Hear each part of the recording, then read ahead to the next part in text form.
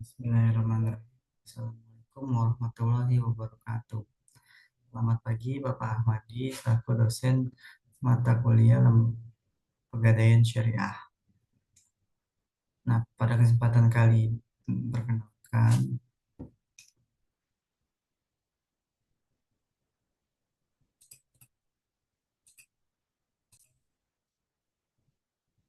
Assalamualaikum warahmatullahi wabarakatuh. Selamat pagi Bapak Ahmadi, selaku dosen mata kuliah Pegadaian Syariah. Perkenalkan, nama saya Muhammad Faris Dafa dengan NIM belakang 065 dari MLKS kelas A semester 7. Nah, video ini dibuat untuk memenuhi tugas UTS mata kuliah Pegadaian Syariah. Pada kesempatan kali ini, saya akan mempresentasikan materi mengenai dalil-dalil syariah tentang pegadaian atau rahan. Materi ini bertujuan untuk memberikan pemahaman mengenai konsep dasar, sejarah praktik rahan atau pegadaian, landasan syariah, serta manfaatnya dalam kehidupan modern. Yang pertama yaitu konsep dasar rahan atau konsep dasar gadai itu sendiri. Yang kedua itu sejarah praktik rahan oleh Nabi Muhammad dan tentang dalil-dalil syariah tentang rahan. Yang pertama konsep dasar rahan itu ada 3. Yang pertama itu adalah marhun atau barang yang dijaminkan, yaitu barang yang memiliki nilai ekonomis dan halal. Dan yang kedua yaitu marhun bih atau utang, adalah nilai utang yang dijamin oleh barang tersebut. Dan yang ketiga yaitu rahin atau pemberi jaminan, yaitu pihak yang menyerahkan barang sebagai jaminan. Nah, selanjutnya itu sejarah praktik rahan oleh Nabi Muhammad SAW. Nah, ini adalah contoh baju besi yang dimiliki ilustrasinya aja, baju besi yang dimiliki oleh Nabi Muhammad. Jadi itu pada waktu dulu, waktu zaman Nabi itu, praktik gadai atau rahan ini telah dikenal sejak zaman Rasulullah. Salah satu kisahnya yaitu pada saat Nabi Muhammad SAW menggadaikan baju besinya kepada seorang Yahudi untuk mendapatkan makanan pokok bagi keluarganya. Peristiwa ini menunjukkan bahwa rahan dapat menjadi solusi praktis dalam memenuhi kebutuhan mendesak tanpa melanggar prinsip syariah. Nah, Rasulullah setelah menggadaikannya itu, Rasulullah tidak bisa menembus baju besinya hingga ia wafat. Sehingga Ali bin Abi Thalib lah yang menulisasi gadai Rasulullah itu setelah Rasulullah wafat. Jadi kerahan ini atau gadai ini sudah ada sejak zaman Nabi Muhammad SAW. Nah, untuk selanjutnya marilah kita saksikan video tentang yang berjudul Pegadaian Kurs Syariah. Video ini akan memberikan gambaran visual tentang bagaimana pegadaian syariah beroperasi dan apa saja keunggulannya dalam membantu masyarakat memenuhi kebutuhan keuangan tanpa riba.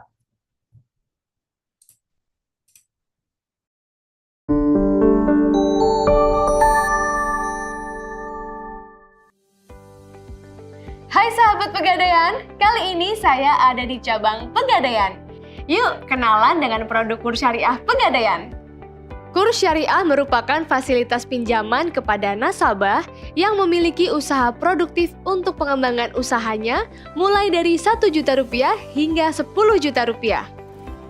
Kurs syariah dapat diajukan oleh pelaku UMKM. Beragam jenis usaha dapat diterima oleh Pegadaian sehingga usaha kamu semakin berkembang dan bertumbuh. Seperti halnya sahabat Pegadaian yang satu ini. Bapak Said seorang pedagang mie ayam yang ingin mengembangkan usahanya.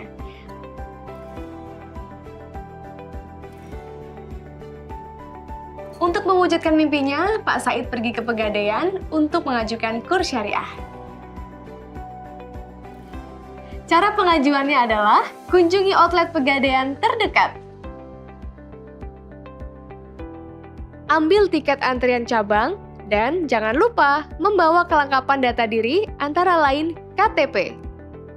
Kunjungi customer service untuk mendapatkan informasi lebih lengkap serta bantuan petugas untuk pengajuan. Untuk pengajuan, serahkan KTP kepada petugas untuk dilakukan pengecekan dan penginputan data. Selanjutnya, petugas melakukan cek SIKP dan short data entry untuk melakukan pengecekan Dukcapil, Pevindo, dan internal checking. Apabila sudah dinyatakan eligible atau memenuhi syarat, maka proses bisa dilanjutkan. Setelah pengecekan KTP, selanjutnya berikan dokumen pendukung lainnya kepada petugas. Berikut adalah berkas pendukung lainnya. Petugas Pegadaian melakukan proses input pengajuan survei pada Prime. Setelah berkas lengkap, petugas segera melakukan pengecekan. Nasabah tinggal menunggu persetujuan dan jumlah besaran pinjaman yang diterima melalui SMS dan petugas Pegadaian yang akan mengunjungi. Petugas mengunjungi rumah dan usaha nasabah untuk survei dan konfirmasi besaran pinjaman yang diterima. Nantinya, nasabah akan mendapatkan konfirmasi persetujuan jumlah pinjaman yang diterima.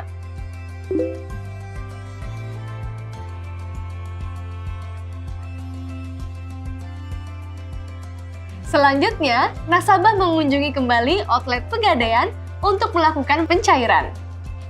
Lakukan langkah terakhir, berupa penandatanganan berkas dan terima pencairan.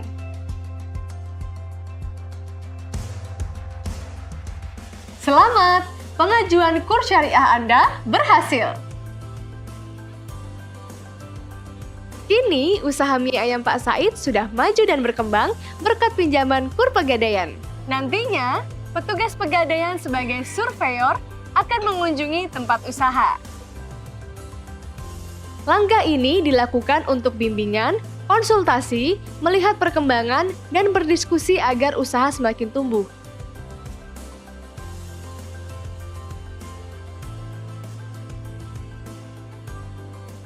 Bersama KUR Pegadaian Syariah, usaha tumbuh dan berkembang.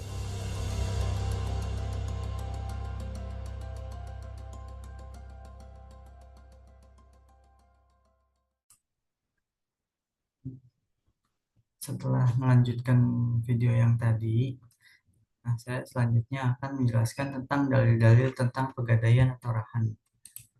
Nah, yang pertama itu ada di surat Al-Baqarah ayat 283, yang artinya, jika sedang dalam perjalanan dan tidak beramai tunai dan tidak mempunyai penulis, seharusnya ada barang kredit yang dipegang oleh debitur. Namun, jika sebagian di antara kamu beriman kepada sebagian yang lain, hendaklah orang yang beriman itu memenuhinya, amanatnya atau hutangnya, dan hendaklah dia berserah diri kepada Allah, Rabb-nya. Dan janganlah kamu menyembunyikan kesaksian dari kamu para saksi, dan siapa yang menyembunyikannya, maka ia berdosa hatinya dan Allah mengetahui apa yang kamu kerjakan. Nah, tafsirnya itu menurut Muhammad Ali Syais bahwa kata farihan dalam Quran Surat Al-Baqarah ayat 283 adalah petunjuk untuk menerapkan prinsip kehati-hatian dalam transaksi utang piutang berjangka. Kehati-hatian ini ditunjukkan dengan cara menjaminkan sebuah barang kepada orang yang berpiutang atau murtahin. Apabila transaksi dilakukan saat kedua belah pihak dalam perjalanan atau safar, maka transaksi tersebut harus dicatat di hadapan saksi. Dan selanjutnya itu hadis-hadis tentang pegadaian atau rahan. Nah, hadis Nabi riwayat Al-Bukhari dan Muslim dari Aisyah radhiyallahu anhu ia berkata, yang artinya dari Aisyah radhiyallahu anhu, Nabi SAW pernah membeli makanan dari orang Yahudi yang akan dibayar beliau pada waktu tertentu di kemudian hari dan beliau menjaminkannya atau gadai dengan baju besi. Hadis riwayat Bukhari dan Muslim. Nah, kesimpulan dari materi ini yaitu ayat dan tafsir yang telah dibahas di atas menunjukkan bahwa transaksi rahan dihalalkan atau diperbolehkan berdasarkan firman Allah di dalam Quran Surat Al-Baqarah ayat 283. Hadis Nabi riwayat Al-Bukhari dan Muslim dari Aisyah. Dan juga yaitu ijma ulama dalam kitab Al-Zuhaili, Al-Fiqhi Al-Islami wa Adilituhu. Dan digukung dengan kaidah fikih, yaitu pada dasarnya segala bentuk muamalat boleh dilakukan kecuali ada dalil yang mengharamkannya. Sekian dari saya. Wassalamualaikum warahmatullahi wabarakatuh. Bismillahirrahmanirrahim. Assalamualaikum warahmatullahi wabarakatuh. Selamat pagi Bapak Ahmadi, selaku dosen mata kuliah Pegadaian Syariah.